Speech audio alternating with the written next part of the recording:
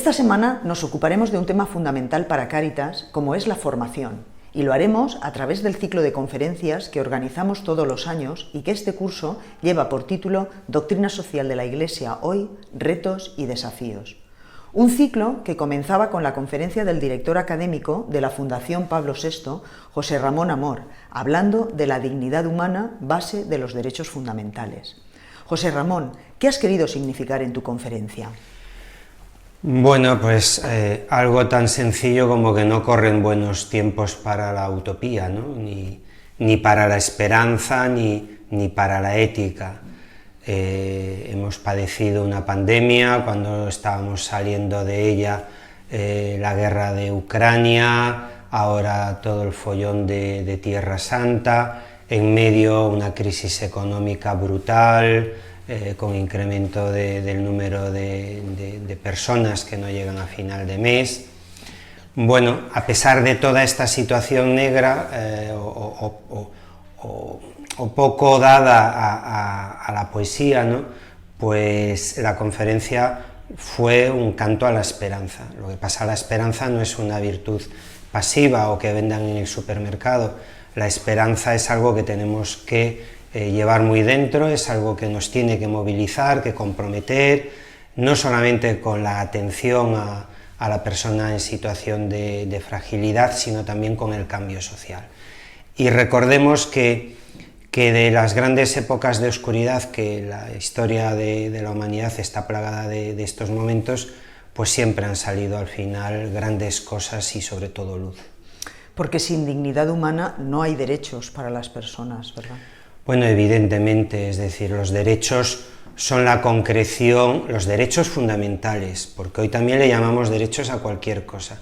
No podemos confundir deseos con derechos. Esto sí que lo quiero subrayar de manera fuerte.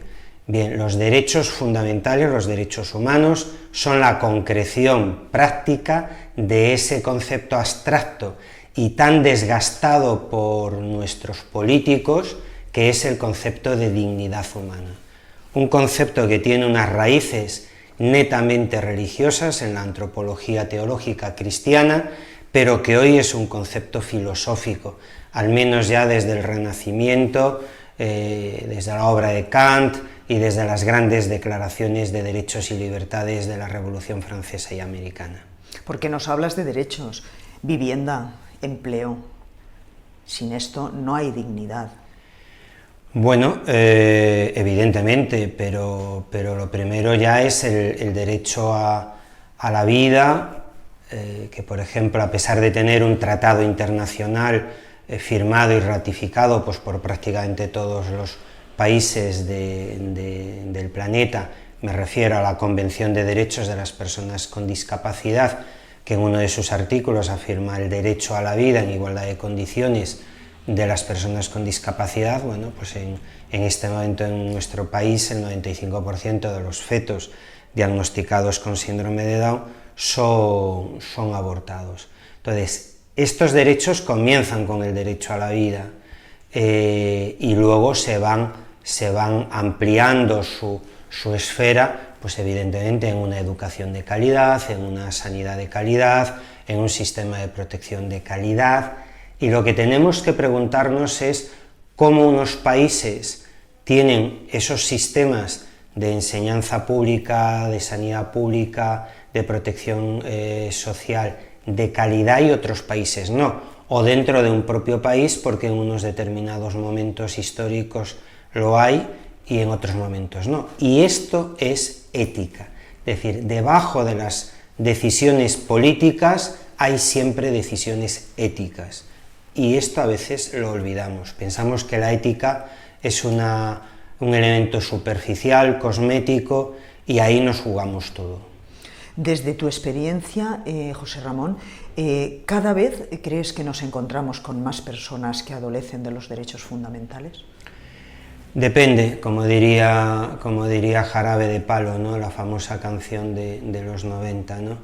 Depende desde donde miremos, es decir, depende si miramos desde un país desarrollado o miramos desde un país africano, o desde un país latinoamericano, o desde un país asiático. Es decir, la perspectiva, el contexto desde el que miramos la realidad es fundamental.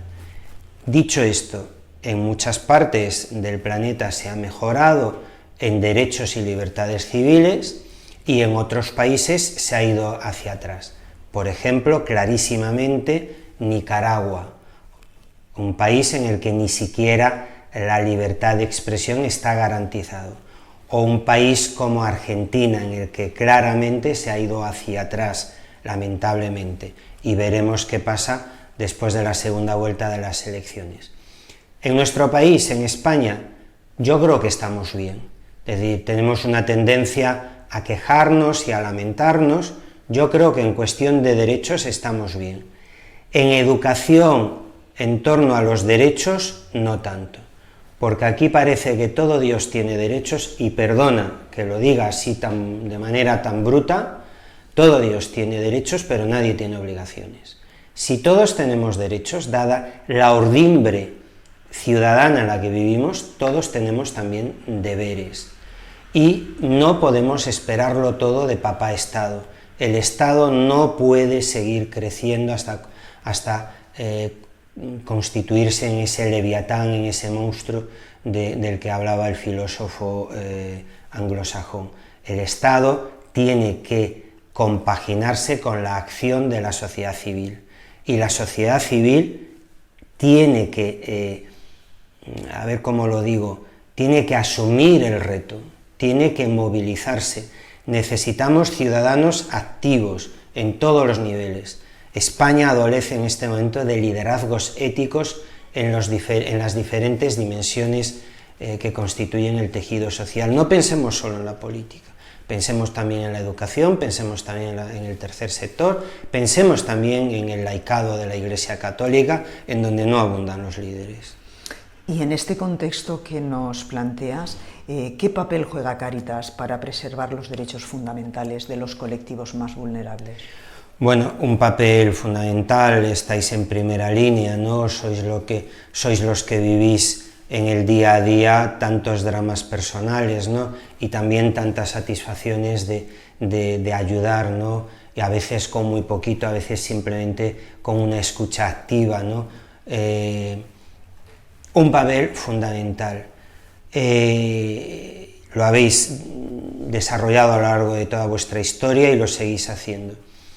Yo os pondría unos deberes, o un deber, que es todo el tema de la incidencia pública, todo el tema de la incidencia pública, tanto a nivel social genérico como a nivel político. No podemos solamente hacer asistencia, tenemos que cambiar estructuras, lo que Juan Pablo II denominó las estructuras de pecado, y que tantas veces nos repitió Benedicto XVI y sigue repitiendo el Papa Francisco.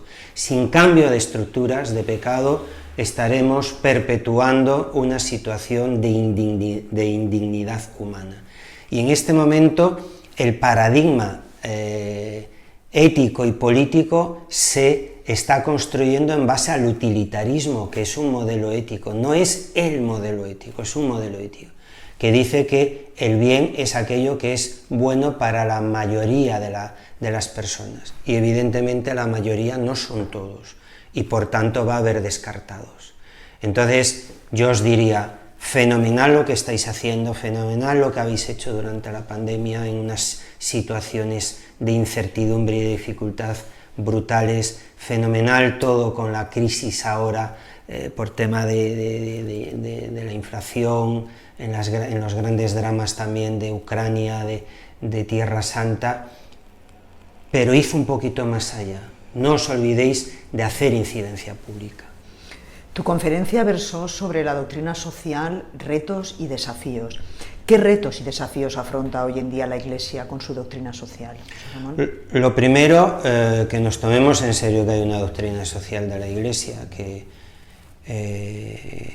parece que un pequeño sector de la Iglesia no termina de verlo, a pesar de que llevamos pues desde el Papa León XIII, ¿no? El Evangelio tiene unas consecuencias éticas y políticas y sociales, y a eso le denominamos doctrina social de la Iglesia. Ese es el primer reto, ¿no? Ese pequeño grupúsculo, pero luego la mayoría, bueno, estamos muy aburguesados y muy pasotas, ¿no? Y vosotros lo veis en Cáritas, la dificultad para la renovación de los cuadros, de los voluntarios. Es decir, con ir a misa no es suficiente. El Evangelio, si nos lo tomamos en serio, implica que nos tenemos que mojar, que tenemos que aceptar el reto de anunciar la buena nueva a todos. Y eso evidentemente pues cansa, agota, es fuente de contradicciones, de problemas, bueno, pero no nos olvidemos que a Jesús de Nazaret lo clavaron en una cruz, ¿no? José Ramón Amor, director académico de la Fundación Pablo VI, muchas gracias por acompañarnos y por recordarnos sobre todo todos estos derechos fundamentales que van ligados a la dignidad de las personas. Muchísimas gracias a vosotros por la invitación y a Cáritas de Segorbe Castellón, ¿no? Y ánimo, mucho ánimo, y contáis con la Fundación Pablo VI para todo lo que podamos echar una mano.